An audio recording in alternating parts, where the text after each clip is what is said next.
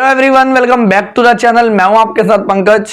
बच्चों, आज हम कर रहे हैं अपनी last topic of chapter 1 of class 12 Indian economy का, जो हमने स्टार्ट किया हुआ था Indian economy on the eve of independence. हमने सारे टॉपिक जो मेन टॉपिक है ऑलमोस्ट कवर कर लिए हैं। आज हमारे दो जो लास्ट टॉपिक है, एक तो इंफ्रास्ट्रक्चर और एक positive contribution by the British government. सिर्फ ये दो छोटे छोटे टॉपिक हमारे बचे हुए थे इसके। आज हम इसको अच्छे से कवर करेंगे, फिर एक वीडियो में आपके इसके एमसीक्यू और क्वेश्चंस कवर करेंगे। तो देखो, आज जो हमने टॉपिक करना है बहुत बेसिक सा टॉपिक है। नॉर्मल भी पूछा जाए एक पर्सन से तो वो बता सकता है, हो सकता है गलत बता दे, लेकिन थोड़ा बहुत आइडिया वो दे देगा आपको। क्या है इंफ्रास्ट्रक्चर? तो इंफ्रास्ट्रक्चर क्या होता है? देखो, जो रोड्स होते हैं, आपके बाकी सर्विसेज होते हैं, बैंकिंग सर्विसेज हो गई, ट्रांसपोर्ट हो गया, ये सारी चीजें किसके अंदर आता है? इंफ्रास्ट्रक्चर के। जिसके बिना, जैसे अगर आपके यहाँ पे रोड सही नहीं है तो आपके यहाँ पे हो सकता है कोई मॉल ना बनाए, कोई घर ना ले, ठीक है, या कोई बिजनेस अपॉर्चुनिटी ना आए, क्योंकि सब कुछ रोड के थ्रू आपका ट्रांसपोर्ट होना है। कोई कम्युनिकेशन फैसिलिटी नहीं है, अगर प्रॉब्लम, जैसे पहाड़ों में जाओ, वहां पे सिग्नल वगैरह कई बार नहीं आ रहे होते तो बहुत प्रॉब्लम होती है बिजनेस वगैरह करने में। तो इंफ्रास्ट्रक्चर में वो सारी चीजें आपकी आती है। तो देखो, पहले इसकी डेफिनेशन क्या है। Infrastructure refers to all such activities, services and facilities which are needed to provide different kind of services in an economy।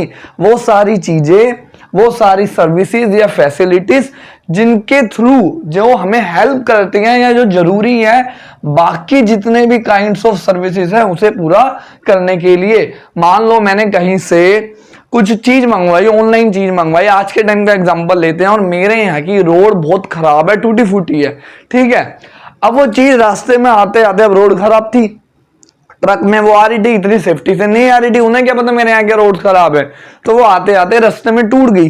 तो किस वजह से टूटी? क्योंकि इंफ्रास्ट्रक्चर सही नहीं था। आ गया इंफ्रास्ट्रक्चर फैसिलिटी। अब बता रहे हैं कि इंडिया का इंफ्रास्ट्रक्चर कैसा था ब्रिटिशर्स के आने से पहले।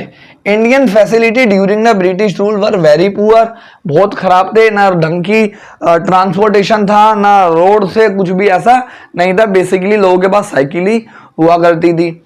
द मेन मोटिव, अब इंफ्रास्ट्रक्चर जो था कौन लाए? अंग्रेज लाए। हमारे यहाँ पे रोड्स बनाना उन्होंने स्टार्ट करे, रेलवे उन्होंने बनाना किया, लेकिन अंग्रेज ऐसे तो कोई काम करेंगे नहीं जब तक उनको कोई बेनिफिट ना हो रहा हो। तो जो मेन मोटिव था behind the infrastructure development was to serve various colonial interest. Colonial interest मतलब उन्होंने उस हिसाब से इंफ्रास्ट्रक्चर किया जिनकी वजह से वो हमें और ज्यादा लूट सके, जो उनके लिए बेनिफिशियल था, ना कि हमारे लिए।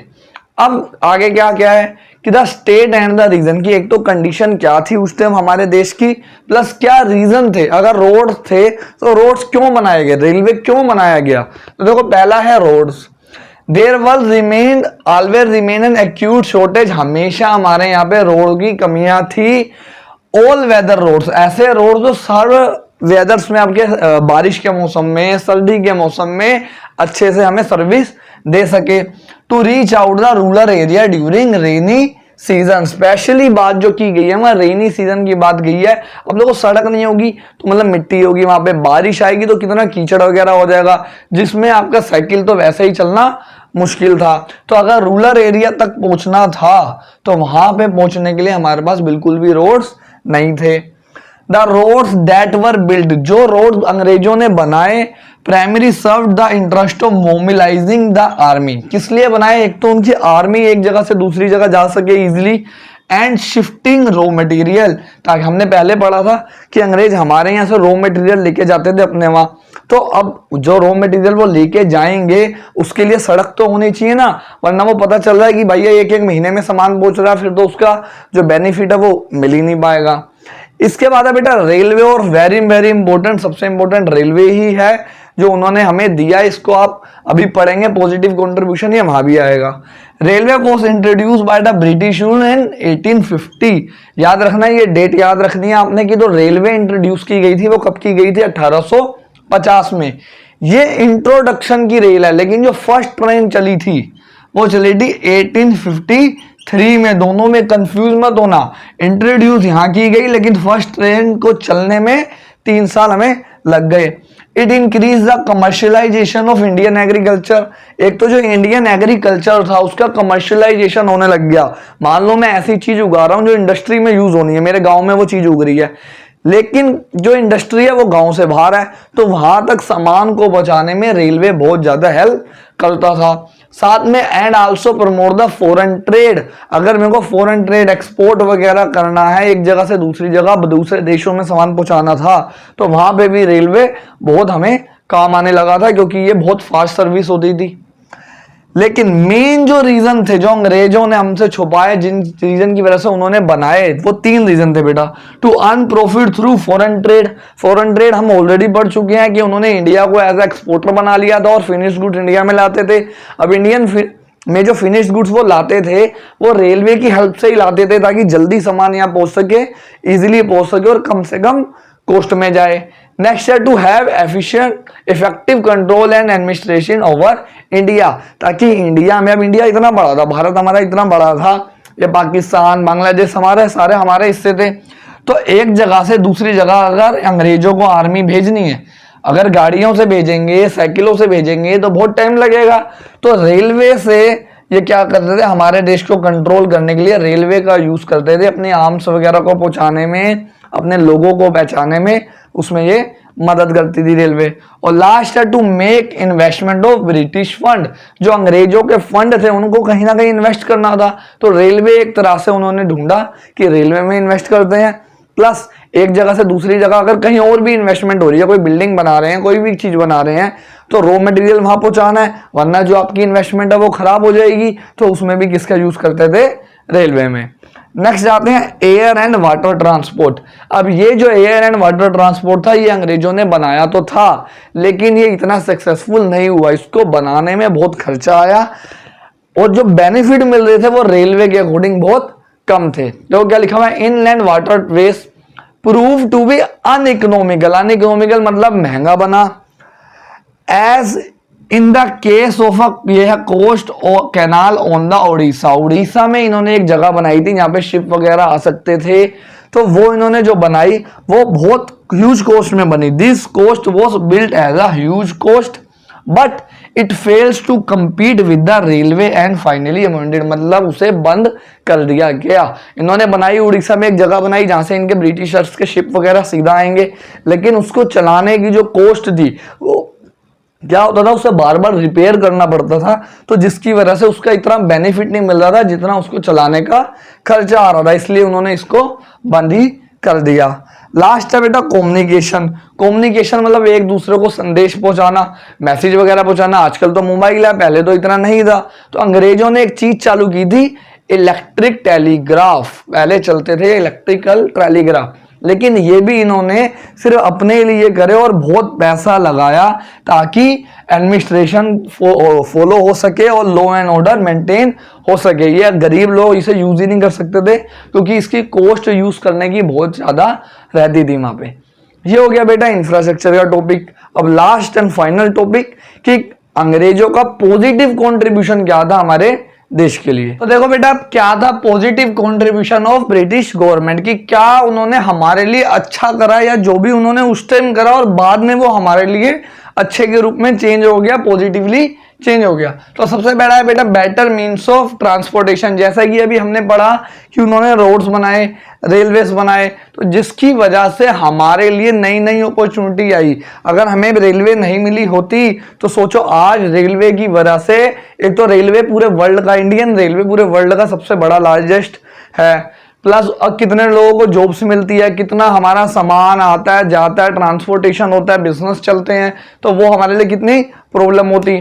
तो development of roads and railways provided a cheap and rapid transport system. एक तो वो चीप था, सस्ता पड़ता है हमें, प्लस रैपिड है, बहुत फास्ट है, and open up new opportunities for economic and social growth, एक तो आपकी जो है इकोनॉमिकल अपॉर्चुनिटी भी खुल गई, मतलब आप बिजनेस वगैरह भी बहुत ज्यादा कर सकते हो। और सोशल कैसे, क्योंकि आप मान लो कोई बंदा बिल्कुल साउथ इंडिया में रहता है, अब ट्रेन यूज करके वो कश्मीर जा सकता है, कश्मीर वाला साउथ में आ सकता है। तो कितना इजीली हो गया हमारे लिए सोशली भी एक दूसरे से इंटरेक्ट करना, एक दूसरे से बात करना, साथ में एक कल्चरल बेनिफिट भी हुए। वहां का कल्चर आपको नीचे मिल जाएगा, नीचे का कल्चर ऊपर मिल जाएगा, ठीक है। जो चीज दिल्ली में अगर आप रहते हो, मान लो कोई दिल्ली में रहता है, तो साउथ की चीज भी आपको, जैसे नारियल पानी है, पहले दिल्ली में इतने नहीं आते थे, बहुत रेयर आते थे, आज देखो हर जगह आपको मिल जाएंगे। क्यों?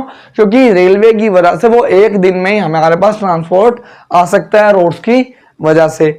सेकंड जो वो अच्छी चीज लाए वो लाए मॉनेटरी इकोनॉमी। पहले हमारी कौन सी इकोनॉमी चलती थी? Barter economy, community to community consume करते थे हम, चेंज करते थे मतलब। तो उसको हटा के वो कौन सी लाए? पैसा उन्होंने इंट्रोड्यूस किया। British rule help the Indian economy to shift from barter system to monetary system.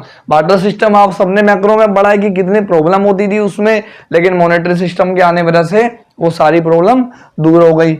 Next है चेक ऑन फेमेंस। ये क्या होता है? जब अब क्या था पहले हमारा, मैंने आपको बताया भारत देश बहुत बड़ा था। अब अगर कहीं पे अकाल पड़ गया, मान लो ये पूरा एरिया है, ठीक है, यहाँ पे आपकी बहुत अच्छी प्रोडक्शन हो रही है, यहाँ पे आपके अकाल पड़ गया, सूखा पड़ गया, बारिश आई नहीं, हम बारिश के ऊपर डिपेंडेंट थे। अब यहाँ से यहाँ सामान अगर मैं पहले की तरह घोड़ा गाड़ी से भेजता तो वो तो बहुत टाइम लग जाएगा, ठीक है, महीनों महीनों लग जाएंगे। लेकिन ट्रेन आने की वजह से वो सारी प्रॉब्लम जो सोल्व हो गई। अभी भी आप देखो कि अगर कल को कहीं पे बाढ़ वगैरह आ जाती है तो ट्रेन, आपके रोड्स वगैरह, या आपका जो वो एयर वाला है, फ्लाइट वगैरह होती है, उसके थ्रू ही हम हेल्प वगैरह कर पाते हैं। तो ट्रांसपोर्ट की वजह से, रोड्स एंड रेलवेज की वजह से हमारा जहां जहां अकाल पड़ जाता था, बारिश वगैरह नहीं होती थी, बिल्कुल सूखा पड़ जाता था, वहां पे ये हेल्प हो जाता था। Roads and railways help to transport the food supplies to the areas which are affectively road. ऐसे एरिया जहां पे सूखा पड़ चुका है, बैकवर्ड हो चुके हैं उस टाइम, वहां पे ये हेल्प करता था। नेक्स्ट है ग्रोथ इन एग्रीकल्चर सेक्टर। अब अंग्रेजों की वजह से, आने की वजह से हमारा कमर्शियलाइजेशन हुआ, ज्यादा एरिया बढ़ गया, ठीक है, ट्रांसपोर्ट की वजह से। तो एक जगह से दूसरी जगह एग्रीकल्चर का सामान जाने लगा, ज्यादा प्रोडक्शन होने लगा, क्योंकि वाइडर एरिया हो गया, तो वो भी हमें यहाँ पे हेल्प मिली। There was a growth in agriculture sector due to expansion of aggregate area under cultivation. मतलब कल्टीवेशन का जो एरिया था जहां पे उगाया जाएगा, वो एरिया बढ़ चुका था और एक जगह से दूसरी जगह सामान भी इजीली जा रहा था। इफेक्टिव एडमिनिस्ट्रेटिव सेटअप, ये भी बहुत इंपॉर्टेंट, बहुत अच्छी हमें वो चीज देखे गए। The British government had an effective administrative system. Administrative system मतलब कि कैसे पेपर वर्क करना है, कैसे किसी काम को चलाना है, स्टेप बाय स्टेप कैसे काम होगा। Which served as a readymade framework for the Indian politician. जब हमारा देश आजाद हुआ 1947 में, तो जब हमारा कॉन्स्टिट्यूशन बना, तो हमने अपना कॉन्स्टिट्यूशन नहीं बनाया, आधा हमने अंग्रेजों का उठाया, आधा किसी और का उठाया, ऐसे मिक्स करके हमने कॉन्स्टिट्यूशन बनाया। हालांकि कुछ उसमें खराब चीजें भी थी जो हमें हटा देनी चाहिए थी, लेकिन नहीं हटाई। बट हमें एक रेडीमेड सोल्यूशन फ्रेमवर्क मिल गया कि इसके बेसिस पे आप बना सकते हो कि कैसे देश को चलाना है। तो ये हमें पॉजिटिव कंट्रीब्यूशन ब्रिटिशर्स करके गए। अब हो गया बेटा ये सारा चैप्टर खत्म। बहुत इजी चैप्टर है, अगर आप इसको, जैसे मैंने वीडियोस डाली है कि दो वो करके पढ़ते हो, टॉपिक करके पढ़ते हो। अब जब आपका सारा चैप्टर हो जाता, तब मेन आपका काम बचता है क्या? एक तो चैप्टर को आपने रिवाइज कर लेना पूरा, देन आपने सारे एमसीक्यूज करने हैं, चाहे वो आपकी बुक के हो, चाहे आपके लास्ट ईयर में कभी एग्जाम में आए हो। फिर आपने सारे होट्स वाले क्वेश्चन, एनसीईआरटी के क्वेश्चन जो गिवन है वो करने हैं। और ये सिर्फ पढ़ने नहीं है, आप एक ही गलती करते हो इंडियन डेवलपमेंट में कि उसको सिर्फ रीड कर लेते हो। जब तक इंडियन डेवलपमेंट के आंसर को लिखकर नहीं देखोगे बेटा, उसमें आपके मार्क्स नहीं आएंगे। ज्यादा से ज्यादा लिखो ताकि आप वो वर्ड्स यूज कर पाओ जो आपकी बुक में यूज हुए हैं, जो एनसीईआरटी में यूज हुए हैं, ताकि टीचर आपको फुल मार्क्स दे। तो मिलते हैं बच्चों नेक्स्ट वीडियो में। ये तो हो गया आपका चैप्टर खत्म फर्स्ट। अब सेकंड चैप्टर स्टार्ट करेंगे, वो थोड़ा बड़ा चैप्टर है, उसको हम करेंगे 5 वीडियोस में कवर। ये 4 में हुआ था, उसकी एक वीडियो एक्स्ट्रा आपकी आने वाली है। तो मिलते हैं बच्चों नेक्स्ट वीडियो में। Thank you everyone.